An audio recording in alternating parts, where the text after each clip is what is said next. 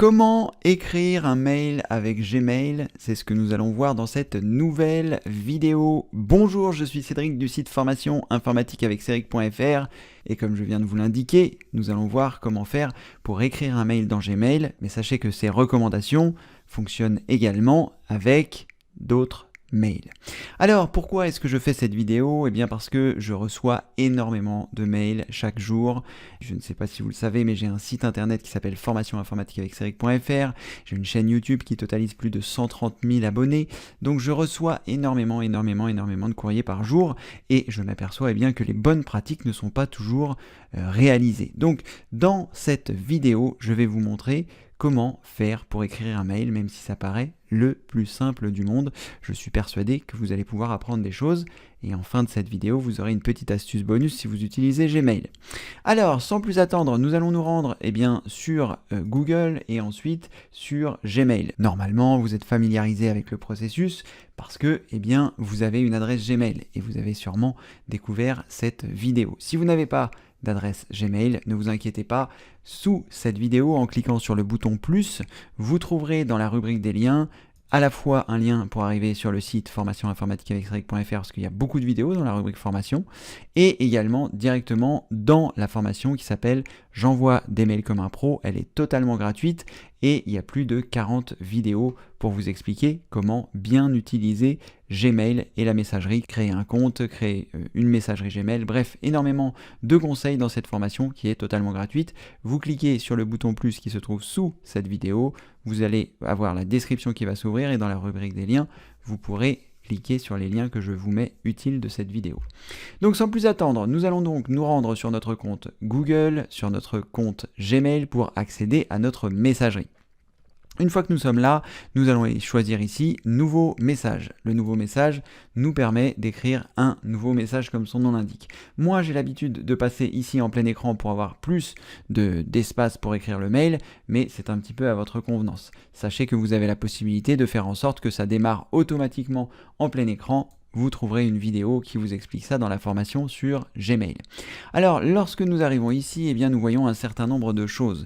Et beaucoup de personnes ne savent pas forcément bien utiliser cette interface qui permet d'écrire un mail. Donc, les choses importantes que nous devons regarder dans cette fenêtre qui vient de s'ouvrir lorsque nous avons cliqué sur Nouveau message, c'est plusieurs choses. Les trois champs les plus importants, c'est le destinataire qui se trouve ici, c'est l'objet qui se trouve là, et enfin le corps du texte qui se trouve à cet emplacement. Donc, les trois choses importantes. Pourquoi? Parce que ici, dans destinataire, c'est l'adresse email de la personne à qui vous allez envoyer le mail. Et à ce propos, je tiens à vous dire que c'est très important parce que beaucoup de personnes se trompent dans les adresses email. Une adresse email, vous n'avez pas le droit de faire une erreur.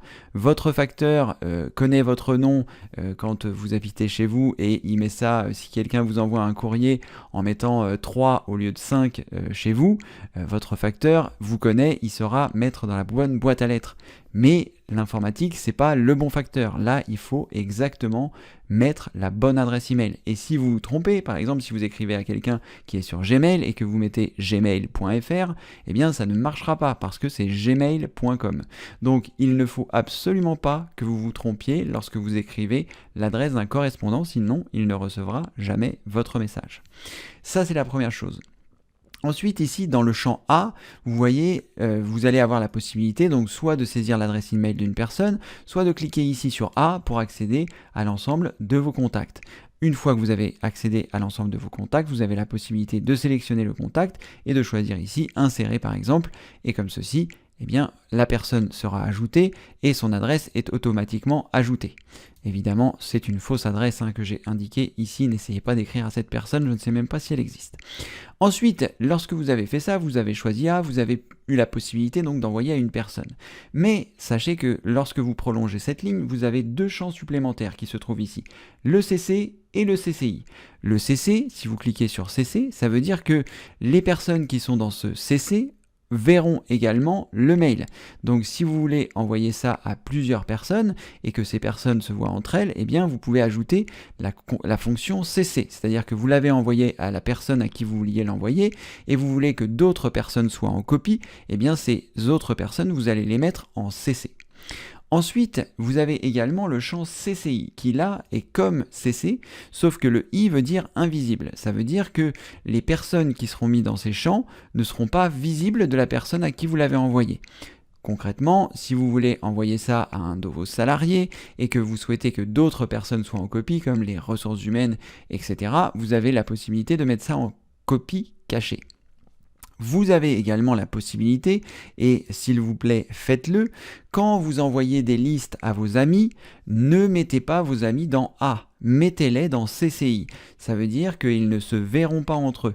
Si vous avez, je sais pas moi, 50 personnes à qui vous envoyez ça, peut-être que les gens n'ont pas envie de voir les adresses email de toutes les autres personnes, ou même si moi par exemple je suis dans votre liste, je n'ai pas spécialement envie que mon adresse email apparaisse dans les 50 autres mails que vous avez envoyés. Donc vous pouvez utiliser ce champ CCI qui se trouve ici, qui vous permettra que tous les correspondants qui sont dans ce CCI ne se voient pas entre eux. Et ça se passe exactement comme quand vous cliquez sur A, vous cliquez sur CCI, vous avez la liste de vos contacts, et là vous pouvez rajouter des gens, cliquez sur insérer, et comme ceci, ces gens ne se verront pas puisqu'il y est indiqué CCI. Donc ce mail sera envoyé à ces 3 personnes, mais aucune de ces personnes ne se verront. Donc ça, c'est vraiment très important, ces 3 champs, de bien les maîtriser, et surtout, si vous envoyez votre mail à une personne, vous pouvez cliquer sur A, mais si vous envoyez ça à plusieurs personnes, si vous avez des listes, pitié, cliquez sur CCI. Alors ensuite, une fois que vous avez rentré l'adresse de la personne à qui vous souhaitiez l'envoyer, vous avez le champ qui se trouve en dessous qui s'appelle objet. L'objet, c'est une description rapide de votre mail. Je reçois des messages où la personne a écrit tout son mail dans l'objet. C'est-à-dire que je me retrouve ici avec un objet qui fait 3 km et c'est absolument pas facile de lire, c'est très pénible pour tout le monde. Bref, l'objet, c'est une description rapide de votre mail ou de l'information que vous souhaitez faire passer. Là, ce que vous voyez ici, la description, c'est ce qui se retrouve à cet endroit-là. Vous voyez, ça, c'est le nom du destinataire et ça, c'est l'objet qui se trouve ici en gras. Donc, ne mettez pas un objet à rallonge parce que au bout d'un moment, ça disparaît. Là, comme vous pouvez le voir, j'ai cliqué sur le message et comme j'ai cliqué ailleurs, il n'apparaît plus. Que faire dans ces cas-là? Si vous ne l'aviez pas encore envoyé mais qu'il était prêt, vous le retrouverez dans la rubrique brouillon qui se trouve sur la partie de gauche et vous pourrez recliquer sur celui-ci pour pouvoir à nouveau avoir accès et ainsi pouvoir renvoyer le message, enfin continuer votre message. Donc ici vous voyez, il a bien retenu la personne à qui on l'envoie et également l'objet de notre email. Ici se trouve le corps du texte. Donc le corps du texte, c'est à cet endroit-là que vous allez taper l'ensemble des informations que vous souhaitez. Pas dans l'objet, mais dans le corps du texte. À cet endroit-là, vous allez avoir la possibilité donc de dire bonjour, de dire un certain nombre de choses à la personne que vous souhaitez envoyer. Voilà. Alors, une précision importante, lorsque vous êtes dans le corps du texte, vous avez la possibilité d'enrichir votre texte si vous le souhaitez. C'est-à-dire que vous pouvez sélectionner une partie de votre texte et dans la partie du bas, ici, vous trouverez un ensemble de fonctionnalités, comme le fait de pouvoir le mettre en plus grand si vous le souhaitez, si vous souhaitez mettre quelque chose en avant, ou aussi le mettre en gras, ou aussi le mettre en italique, ou en souligné, ou également en changeant la couleur du texte si vous le souhaitez. Vous pouvez, lorsque vous cliquez sur le triangle qui se trouve à côté de la couleur du texte, changer à la fois l'arrière-plan. Si je veux un arrière-plan surligné, je peux cliquer ici par exemple sur le jaune, dans la couleur d'arrière-plan, vous voyez, c'est ici. Et si vous voulez, vous pouvez également changer la couleur de votre texte ici, en prenant par exemple un rouge. Voilà. Donc comme ceci, vous avez la possibilité d'enrichir votre texte. Évitez d'abuser de toutes les couleurs parce que au bout d'un moment, ça fait mal aux yeux. Vous avez également la possibilité, si vous le souhaitez, de rajouter des puces. C'est-à-dire, je peux très bien sélectionner ici mes 3 lignes de texte et faire en sorte qu'elles puissent avoir des puces. Donc soit des puces numérotées 1, 2, 3, soit des puces avec des points qui indiquent un certain nombre de points. Alors pourquoi est-ce que je vous raconte ça? Parce que je reçois beaucoup de mails de personnes qui m'envoient des mails et dans ces mails, tout est à la suite. Donc ça veut dire quoi concrètement? Ça veut dire que là, quand je reçois un mail, il va falloir que je décrypte tout ça. Vous voyez, parce que là, il y a 2 lignes, s'il y a 10 lignes comme ça, ça devient très compliqué de lire. Donc quand vous envoyez des mails, prenez le temps de faire soit des phrases courtes et d'aller à la ligne, ou alors eh bien, de créer des paragraphes qui ne soient pas trop longs à lire, parce que vous voyez, dès lors où on a 4 lignes à lire, c'est un petit peu pénible de savoir sur quelle ligne on est. Donc prenez le temps de faire des phrases courtes, elles peuvent être un petit peu plus longues si vous le souhaitez, mais pensez à aller à la ligne. N'hésitez pas à sauter 2 lignes, comme je le fais ici, parce que vous voyez, c'est beaucoup plus simple à lire. Quand vous avez un mail qui ressemble à ça, avec ces 4 lignes, enfin ces 5 lignes qui se trouvent ici, c'est quand même beaucoup plus simple que le mail qu'on avait tout à l'heure où il y avait 50 000 lignes. Donc ça aussi, c'est très important. La mise en forme de vos textes est importante, mais selon moi, beaucoup moins importante que d'avoir une bonne aération des textes pour que les gens se disent pas c'est indigeste et je ne vais même pas le lire. L'objectif d'un mail, c'est qu'il soit lu, évidemment.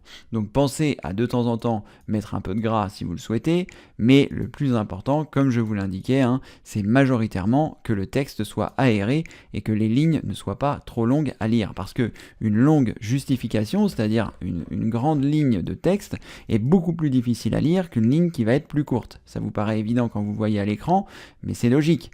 Là, ici, pour lire toute cette ligne et arriver jusqu'au bout, il a fallu que je tourne ma tête, il a fallu que je bouge mes yeux, etc. Alors que là, sur cette ligne-là, ça va très vite. Vous voyez, on lit la ligne et puis ensuite, on passe à la suivante. Donc ça, c'est vraiment quelque chose de très important, la mise en forme de votre mail.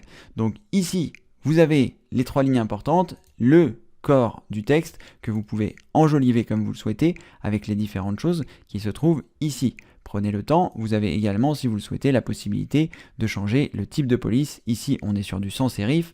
Vous avez la possibilité de choisir ici les différentes polices. Si vous aimez bien le Tahoma, vous cliquez sur Tahoma et c'est passé ici en Tahoma, évidemment. Voilà, ça c'est très important si vous souhaitez écrire un mail, c'est de bien écrire la bonne adresse de la personne, de la mettre dans le bon champ si c'est A, CC ou CCI, de mettre une description dans l'objet du mail et non pas tout votre mail, et dans le corps du mail, eh bien de penser à faire à la fois une mise en forme sur les caractères, si vous souhaitez les enjoliver avec différentes tailles, avec différentes couleurs, mais également de bien prendre le temps de les espacer, parce que comme vous pouvez le voir, comme vous avez pu voir dans cette démonstration, c'est beaucoup plus simple de lire des lignes qui sont courtes plutôt que de lire des grands pavés. On le voit bien d'ailleurs avec les lettres QSDF, JKLM, c'est beaucoup plus aéré quand on le fait de façon en mettant des retours à la ligne. Donc comment est-ce qu'on fait des retours à la ligne? C'est très simple, il suffit simplement d'appuyer sur la touche entrée de votre clavier, donc vous tapez votre phrase, vous allez à la ligne 2 fois et comme ceci, ça saute une ligne et c'est beaucoup plus digeste. Voilà, une autre façon également d'écrire un mail, mais là c'est beaucoup plus simple, c'est la possibilité, lorsque vous avez reçu un message, vous avez la possibilité de répondre. Lorsque vous cliquez ici, vous avez la possibilité de choisir répondre. Et là, vous n'aurez pas besoin de faire un nouveau mail, il vous suffit simplement de cliquer sur répondre, et comme ceci, l'adresse de votre correspondant sera automatiquement ajoutée. Et là, c'est pareil, vous suivez les mêmes règles, vous pensez à mettre 2 lignes avant d'écrire une nouvelle ligne, et ensuite, vous avez la possibilité de cliquer sur envoyer. Alors oui, effectivement, ce que je vous ai dit tout à l'heure, c'est j'avais créé un nouveau message, mais je ne l'ai pas sauvegardé, mais une fois que vous avez rempli les différents champs, les différentes choses que on avait remplies tout à l'heure, court, voilà, court, et là, mis en forme, voilà.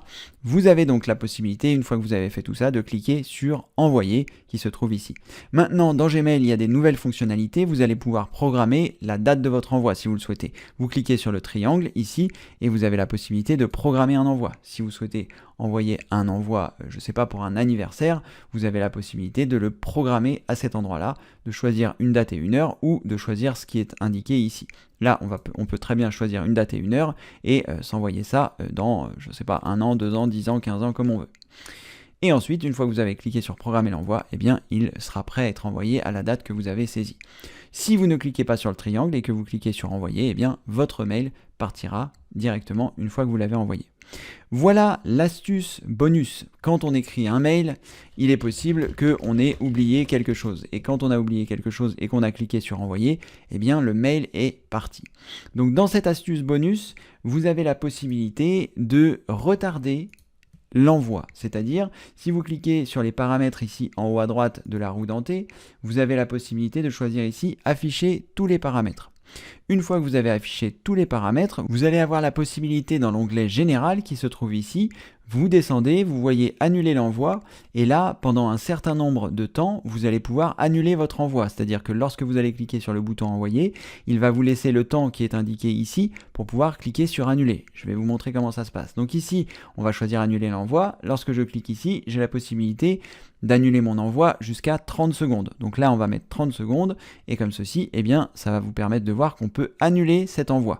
Donc pendant 30 secondes, à partir du moment où vous avez cliqué sur le bouton envoyer, eh bien, vous pourrez annuler votre message. Alors, quelque chose de très important, une fois que vous avez inscrit le délai d'annulation, il faut absolument descendre en bas de la page pour pouvoir enregistrer les modifications. Si vous ne faites pas cette manipulation, le délai d'annulation ne sera pas validé.